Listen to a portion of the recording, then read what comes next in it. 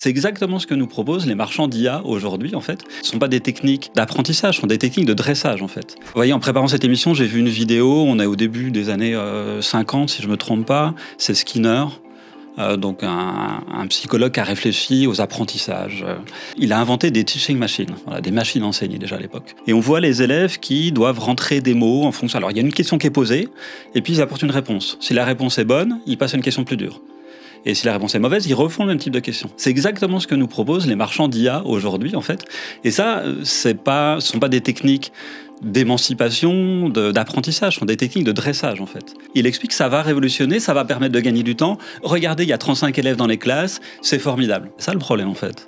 C'est que plutôt que de mettre des IA qui soi-disant personnalisent, on pourrait peut-être embaucher tout simplement du personnel, des enseignants, des CPE, des AESH, des AED, etc., des humains en fait. Un service public, c'est construire une société en fait la plus juste possible.